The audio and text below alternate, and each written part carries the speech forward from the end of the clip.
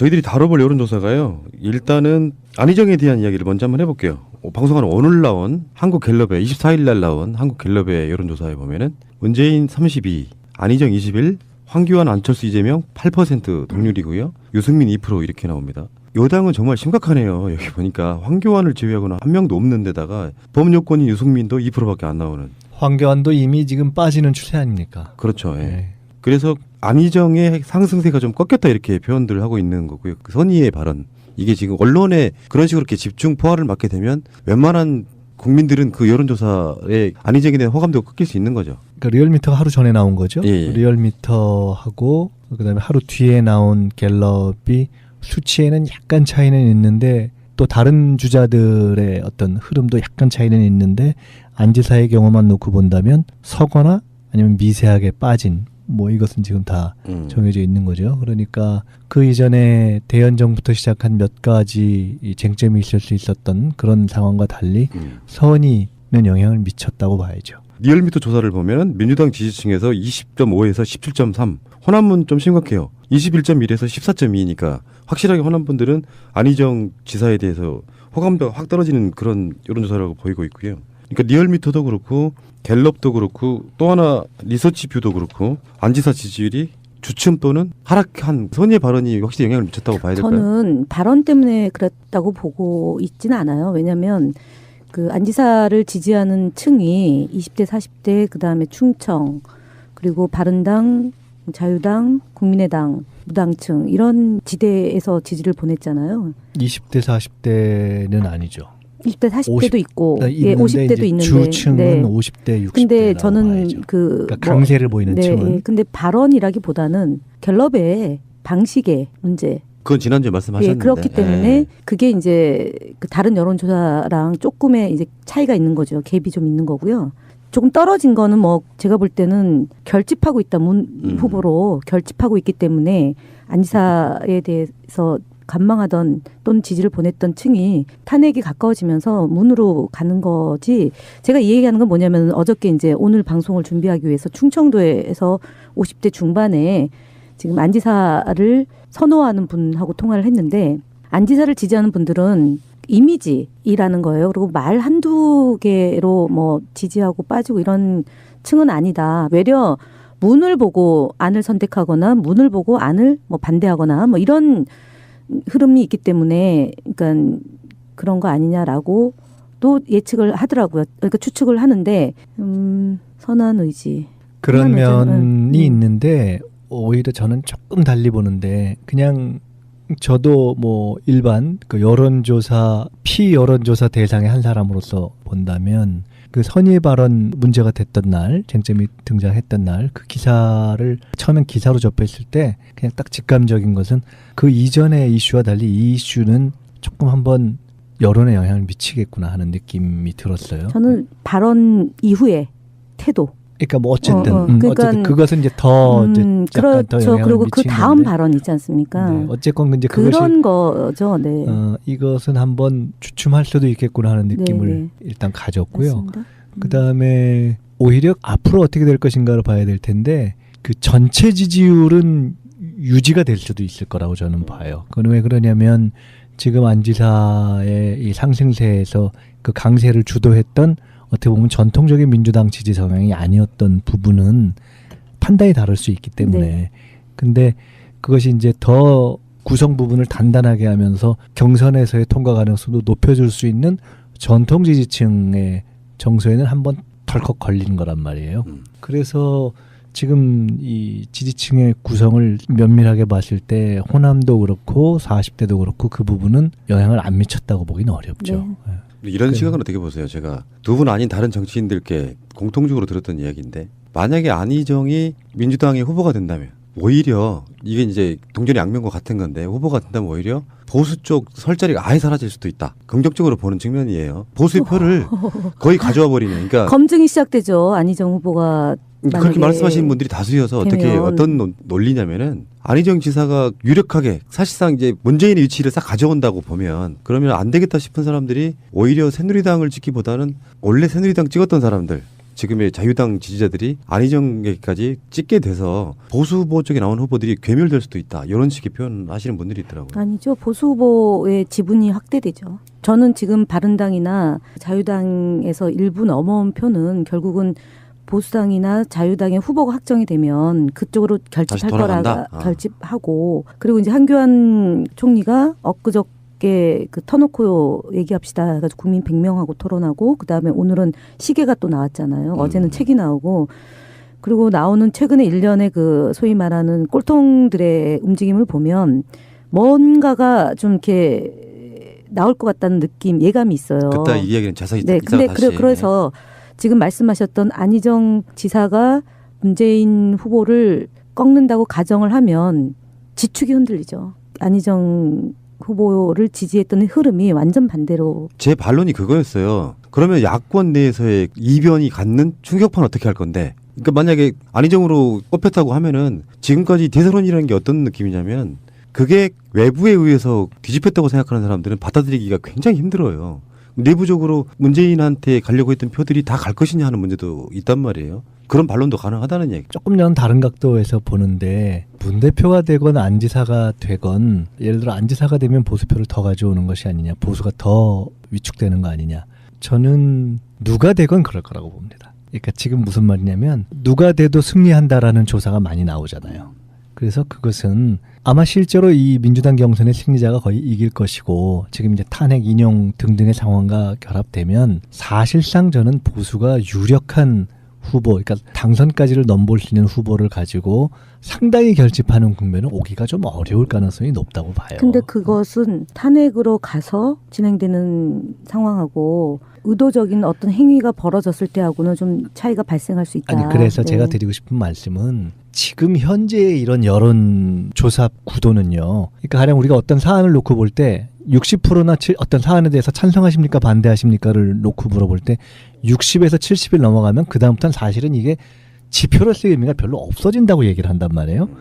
지금 정당 지지도도 우리가 또 얘기하겠지만 예를 들어 민주당의 지지도가 뭐 경우에 따라 45, 경우에 따라 50을 넘는 이런 것도 엄격하게 얘기하면은 지금 정당 지지도 지표로서의 의미가 어느 정도는 사라진 측면이 있는 거예요. 그러니까 한쪽으로 확 몰려서 이건 정권 교체가 딱 대세가 돼버린 거예요. 그래서 제가 드리고 싶은 말씀은 지금 이제 푸른나무님이 문제 제기하시는 그것은 취지는 알겠으나 실제 지금 고민해야 될 것은 이것은 이 진보 또는 민주진영이 최초로 누구를 해야 이길 수 있지? 또는 누구를 해야 지금 당장 조사에서는 이기는 것이 아니더라도 이기는 것에 근접할 수 있지?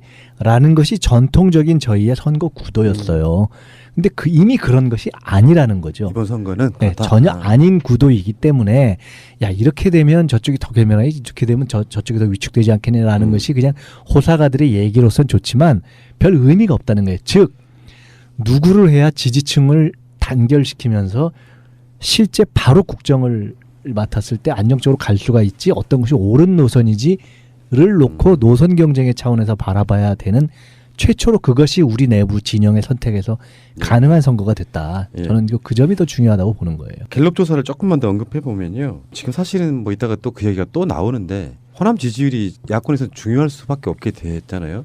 국민의당과 더불어민주당의 싸움도 있고요. 민주당 경선 자체를 그래서 호남에서 시작하고 그러면서 문재인이 지금 43, 안희정 18, 안철수 15. 그러니까 안철수가 호남에서 안희정보다도 못한 결과가 나오게 되면 이것은 어떤 의미에서 보면은 호남 기반으로 하고 그것을 목표로 했던 국민의당 입장에서는 사실상 소멸의 길로 들어가는 게 아닌가 싶어요. 대선에서 의미 없는 지지율 기록하는. 그럼에도 불구하고 일정하게 남겠죠. 그러니까 일단은 의석을 가지고 있고 끝까지 가는 것을 전제로 한다면 이 이후에 이제 여소야대가 예정되어 있는 국면이라는 점 때문에 그 정치적인 가치라고 할까요? 이런 부분은 저는 그러니까 완전히 무시할 수 있는 국면으로는 안 갈 거라고 봅니다. 저는 지역에 따라서 좀 다를 거라고 보는 게요. 광주하고 전북은 조금 흔들릴 가능성이 있다. 현역 의원들. 왜냐하면 지방선거가 이제 있기 때문에 그렇고요. 그리고 수도권에 있는 국민의당 의원들도 조금 고민스러운 지점이 생길 수 있다.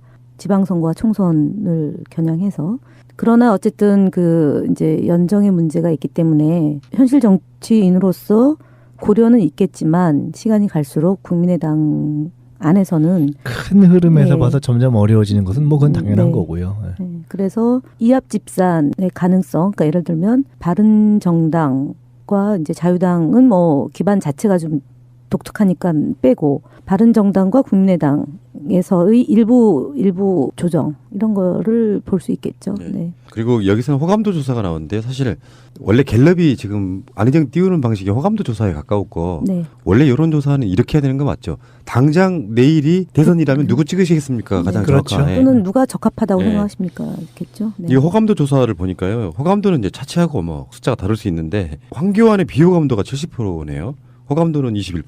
그리고 문재인 대표는 46이 비호감이고요. 47이 호감이고 안희정은 호감이 54인데 비호감도는 37밖에 안 돼요. 전반적으로 안희정 지사를 싫어하는 사람은 별로 없다. 뭐 이런 느낌이 좀 들지만 문재인의 비호감도에 대해서는 이렇게 생각해요. 그들이 보기에는 저게 수장 같은 거잖아요. 비호감도도 반발력이 훨씬 더 셀 수밖에 없는 그런 측면은 좀 보이고 아직까지 안희정에 대한 비호감도가 37%라는 뜻은 다른 식으로 해석하면은 아직도 저게 수장이나 진짜 적으로 인식하지 않는다는 측면도 있어 보이네요. 그런 그렇죠. 측면이 네. 있죠. 네. 예. 그게 아까 말씀드렸던 검증이라는 건데 예를 들어서 문 후보의 경우는 똑같은 말을 해도 뭐 말 바꾸기 했다라고 얘기하고요. 그다음에 이제 핵심적으로 일하는 사람들에 대해서 뭐 비선 실세니 뭐 이런 식으로 이제 부정적인 개념으로 많이 이제 공격받았던 거고 안희정 지사는 이제 말씀하셨던 것처럼 아직 그 단계까지 들어가기 전인 거죠. 그리고 또 인지도 면에서 문 후보보다는 좀 떨어지는 거기 때문에 뭐 인지도야 이제 거의 뭐 극복된 단계일 텐데 뭐 사실상 온 국민이 거의 이제 아는 단계로 갔기 때문에 그런데 이제 현재의 호감도가 그렇게 나타난다는 것은 안 지사의 최근의 상승을 추동했던 어쨌든 전통적 야권 지지층이 아닌 층에서의 조금 더 쉽게 다가갈 수 있는 면이 있다라는 것을 역으로 뒤집으면 호감도가 그렇게 나타나는 거 아니겠어요? 근데 이 여론조사라는 게 이런 게 있더만요. 김현, 김민석 지지율이 이렇게 60대 40 나왔다고 쳐요. 그래서 꾸준히 여론조사를 보니까 김현이 올라가고 있으면 그래 나도 김현을 찍어야 돼서 그 다음 여론조사에서는 45가 나오고 김민석이 50으로 떨어지는 밴드웨건 효과죠. 그런 식으로 계속 네. 가는 게 있더라고요. 당의 경선에서는 이런 일반 여론조사는 실제 득표의 결과는 조금 달리 나타나는 경우가 많습니다. 그렇죠. 왜냐하면 일반적으로 지금 분위기가 어떻게 가는가 하는 것을 반영하는 것이 있지만 실제로 내가 이 사람이 꼭 돼야 되겠다라고 생각을 한다든가 그래서 더 열성적으로 뛰는 사람들의 활동의 결과가 반영되기 때문에 아마 그러한 점에서 본다면 이재명 시장의 득표율이 경선에 가면 지금 있는 수치보다는 조금 더 나올 거라고 저는 봐요. 저는요. 안희정 지사는 사실은 그냥 이제 이번에 대선 후보로 도전하는 거고 일반 국민들은 그렇게 인식하지만 역사적으로 놓고 보면 안희정 지사의 정당 활동이 꽤 기간이 길잖아요. 그다음에 큰 선거도 본인 선거도 치렀고 그다음에 노무현 대통령을 대통령으로 하게 되는 과정에서 쭉 살림도 맡고 조직도 했기 때문에 그 기반 전국 선거를 치르고 말고의 기반은 굉장한 차이가 있거든요. 김민석 의원님도 물론 몇 년 정치를 휴지기를 가졌지만 저분이 이게 가능한 거는 전국 선거를 몇 번 치른 분이에요. 그렇기 때문에 저력이 있는 거죠. 그래서 저는 이재명 시장은 성남시장 2번 말고는 본인의 이름으로 전국 선거를 하신 분이 아니에요. 그래서 저는 안희정 지사의 저력이 단순하게 비민주당 지지층에 있는 거는 맞지만 자기 기반도 그럼 있다. 당연하죠. 그래서 많이 사라질 수도 있다. 긍정적으로 보는 측면이에요. 보수의 표를 거의 가져와 버리는. 그러니까 검증이 시작되죠. 안희정 후보가 그렇게 만약에 말씀하시는 분들이 다수여서 어떻게 되면. 어떤 논리냐면은 안희정 지사가 유력하게 사실상 이제 문재인의 위치를 싹 가져온다고 보면 그러면 안 되겠다 싶은 사람들이 오히려 새누리당을 찍기보다는 원래 새누리당 찍었던 사람들 지금의 자유당 지지자들이 안희정에게까지 찍게 돼서 보수 후보 쪽에 나온 후보들이 괴멸될 수도 있다. 이런 식의 표현하시는 분들이 있더라고요. 아니죠. 보수 후보의 지분이 확대되죠. 저는 지금 바른당이나 자유당에서 일부 넘어온 표는 결국은 보수당이나 자유당의 후보가 확정이 되면 그쪽으로 결집할 다시 돌아간다? 거라 결집하고 그리고 이제 한교안 총리가 엊그저께 그 터놓고 얘기합시다 해가지고 국민 100명하고 토론하고 그다음에 오늘은 시계가 또 나왔잖아요. 어제는 책이 나오고 그리고 나오는 최근에 일련의 그 소위 말하는 꼴통들의 움직임을 보면 뭔가가 좀 이렇게 나올 것 같다는 느낌, 예감이 있어요. 그때 이 이야기는 자세히 네, 근데 그래서 지금 말씀하셨던 안희정 지사가 문재인 또는 지지를 보냈던 층이 탄핵이 가까워지면서 문으로 가는 거지. 제가 이 얘기하는 건 뭐냐면 어저께 이제 오늘 방송을 준비하기 위해서 충청도에서 50대 중반에 지금 안 지사를 선호하는 분하고 통화를 했는데 안 지사를 지지하는 분들은 이미지라는 거예요. 그리고 말 한두 개로 뭐 지지하고 빠지고 이런 층은 아니다. 외려 문을 보고 안을 선택하거나 문을 보고 안을 뭐 반대하거나 뭐 이런 흐름이 있기 때문에 그러니까 그런 거 아니냐라고 또 예측을 하더라고요. 그러니까 추측을 하는데 선한 의지. 그런 선한 의지는, 면이 있는데 오히려 저는 조금 달리 보는데 그냥 저도 뭐 일반 그 여론조사 피여론조사 대상의 한 사람으로서 본다면 그 선의 발언 문제가 됐던 날 쟁점이 등장했던 날 그 기사를 처음엔 기사로 접했을 때 그냥 딱 직감적인 것은 그 이전의 이슈와 달리 이 이슈는 조금 한번 여론에 영향을 미치겠구나 하는 느낌이 들었어요. 저는 발언 이후에 태도. 그러니까 뭐 저희들이 다뤄볼 여론조사가요. 일단은 안희정에 대한 이야기를 먼저 한번 해볼게요. 방송하는 오늘 나온 한국갤럽의 24일 날 나온 한국갤럽의 여론조사에 보면은 문재인 32, 안희정 21, 황교안, 안철수, 이재명 8% 동률이고요. 유승민 2% 이렇게 나옵니다. 여당은 정말 심각하네요. 여기 보니까 황교안을 제외하고는 한 명도 없는 데다가 범여권인 유승민도 2%밖에 안 나오는. 황교안도 이미 지금 빠지는 추세 아닙니까? 그렇죠. 예. 네. 그래서 안희정의 상승세가 좀 꺾였다 이렇게 표현들을 하고 있는 거고요. 그 선의의 발언. 이게 지금 언론에 그런 식으로 이렇게 집중 포화를 맞게 되면 웬만한 국민들은 그 여론조사에 안희정에 대한 호감도가 꺾일 수 있는 거죠. 그러니까 리얼미터가 하루 전에 나온 거죠. 예. 리얼미터하고 그다음에 하루 뒤에 나온 갤럽이 수치에는 약간 차이는 있는데 또 다른 주자들의 어떤 흐름도 약간 차이는 있는데 안 지사의 경우만 놓고 본다면 서거나 아니면 미세하게 빠진 뭐 이것은 지금 다 정해져 있는 거죠. 그러니까 그 이전에 대연정부터 시작한 몇 가지 이 쟁점이 있을 수 있었던 그런 상황과 달리 선의는 영향을 미쳤다고 봐야죠. 어쨌든 그러니까 어쨌든 그것은 이제 더 이제 약간 더 그렇죠. 영향을 그리고 그 미친 다음 건데. 발언 있지 않습니까? 네, 어쨌건 이제 그것이 그런 거죠. 네. 이것은 한번 주춤할 수도 있겠구나 하는 느낌을 네. 일단 가졌고요. 맞습니다. 그다음에 오히려 앞으로 어떻게 될 것인가를 봐야 될 텐데 그 전체 지지율은 유지가 될 수도 있을 거라고 저는 봐요. 그건 왜 그러냐면 지금 안 지사의 이 상승세에서 그 강세를 주도했던 어떻게 보면 전통적인 민주당 지지 성향이 아니었던 부분은 판단이 다를 수 있기 때문에 네. 근데 그것이 이제 더 구성 부분을 단단하게 하면서 경선에서의 통과 가능성도 높여줄 수 있는 전통 지지층의 정서에는 한번 덜컥 걸리는 거란 말이에요. 그래서 지금 이 지지층의 구성을 면밀하게 봤을 때 호남도 그렇고 40대도 그렇고 그 부분은 영향을 안 미쳤다고 보기는 어렵죠. 네. 이런 시각은 어떻게 보세요? 제가 두 분 아닌 다른 정치인들께 공통적으로 들었던 이야기인데 만약에 안희정이 민주당의 후보가 된다면 오히려 이게 이제 동전의 양면과 같은 건데 후보가 된다면 오히려 보수 쪽 설자리가 리얼미터 조사를 보면 민주당 지지층에서 20.5에서 17.3 호남은 좀 심각해요. 21.1에서 14.2니까 확실하게 호남 분들은 안희정 지사에 대해서 호감도가 확 떨어지는 그런 여론조사라고 보이고 있고요. 그러니까 리얼미터도 그렇고 갤럽도 그렇고 또 하나 리서치뷰도 그렇고 안 지사 지지율이 주춤 또는 하락한 선의의 발언이 확실히 영향을 미쳤다고 봐야 될까요? 저는 발언 때문에 그랬다고 보고 있지는 않아요. 왜냐하면 그 안 지사를 지지하는 층이 20대, 40대, 그다음에 충청, 그리고 바른당, 자유당, 국민의당, 무당층 이런 지대에서 지지를 보냈잖아요. 20대 40대는 아니죠. 20대, 40대도 있고, 있는데 예, 50대도 이제 있는데. 주층은 네. 근데 50대, 60대라고 저는 봐야죠. 그 그러니까 강세를 보이는 네, 층은 근데 발언이라기보다는 갤럽의 방식의 문제. 그건 지난주에 말씀하셨는데. 예, 그렇기 때문에 예. 그게 이제 그 다른 여론조사랑 조금의 이제 차이가 있는 거죠. 갭이 좀 있는 거고요. 조금 떨어진 거는 뭐 제가 볼 때는 결집하고 있다. 문 후보로 결집하고 있기 때문에 안 지사에 대해서 관망하다.